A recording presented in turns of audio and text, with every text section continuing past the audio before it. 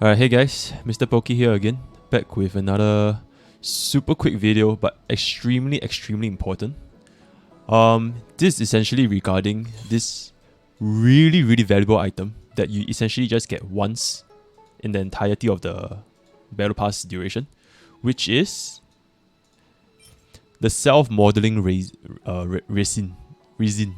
Self-modeling resin, whatever. Okay, but this item is so incredibly rare because what it essentially does is it allows you to craft any specific relic with any specific main stat that you want from any set. So if you take a look at your relics, you would know the pain of trying to farm these things. It's like ridiculously hard to get the right substats, especially on the 4 pieces that I'm showing here. Your chest, your legs, your orb, and your ribbon. These 4 things are incredibly difficult to farm because there's so many main stat options that it can give you. And getting the right main stat along with the right substats is the ultimate endgame for Star Rail, I believe. Just as it was in Genshin. However, one thing you should get to know first is, since you are able to choose the specific gear you want with the specific main stat that you want, you definitely don't want to waste it on helmet and hands because they already have fixed main stat. So never ever use it on this too. So that's number 1. Number 2, so what should you choose between the remaining 4 options, right? And there's a very simple way of knowing which is the option that you choose, and it's a very clear-cut winner. So I'm just gonna pull up this real quick. So this is from Pridewind. Once again, shout out to this amazing website. You can see that all these 6 gears have varying degrees of main stats you can get, except for the heads and hands. So for body, there's a choice of 7 different main stats, ranging from HP all the way to effect hit rate. For legs or feet, there's only 4 main stats, which is HP, attack, defense, and speed. But for planar sphere, you get up to 11 main stats. So there's 11 layers of RNG you have to grind through, from HP, attack, defense, physical, fire, ice, lightning, wind, quantum, and imaginary damage. So imagine if you're trying to get quantum damage, right? And this is speaking from personal experience right here. So if you take a look at my own stash of gears, okay, you can't really see the extent I've actually farmed World 6 because I've sold a lot of the useless gold spheres. But look at the amount of purple spheres. This is how much I have farmed World 6 just for that quantum damage that I can put on Silly.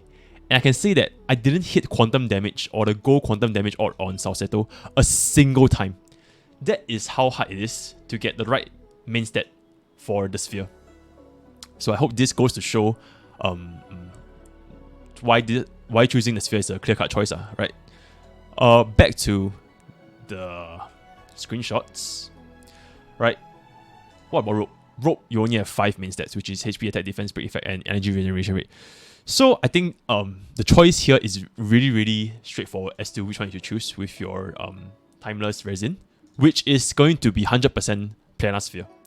It doesn't have to be Salcedo, it can be any set you want. It could have been the space station set or the set that gives you energy rate for your supports or tank or whatever. But you 100% want to use your timeless resin on planar sphere because there's 11 layers of RNG to choose from. It's just simple mathematics, like probability. 1 out of 11 compared to like 1 out of 4 or 1 out of 5 or 1 out of 7. Like 1 out of 11 is going to be way harder to get, on top of, not to mention, like all the subs. Unfortunately, timeless resin doesn't allow you to choose your right subs. So there's that. But at least with this option, you eliminate 10 out of 11 chances of you not getting the right main stat for your gear. Alright, so that's the math behind the main stats and why it has a much lower chance for you to get a main stat that you want on the sphere than any other gear. But there's also a second consideration, which is how long are you going to be realistically farming each of the dungeons, right? So if you take a look, to get spheres, you get them from Simulated Universe. So for example, for Simulated Universe 6, you want to get this Salcedo piece. You'll be farming this world, and it has 4 options, right? You get either the Block artifacts, which consists of the ribbon and the sphere, or you get the Salcedo artifacts, which also contains ribbon and sphere. So there's 4 choices here to choose from.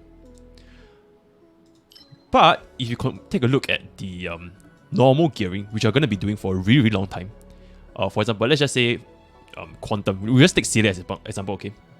Quantum.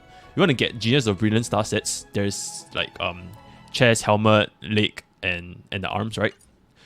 You are going to be competing this with the Guard of Wuthering Snow stat. So each of these has 4 different gears. So combining a total of 8 different gears. So think about it this way.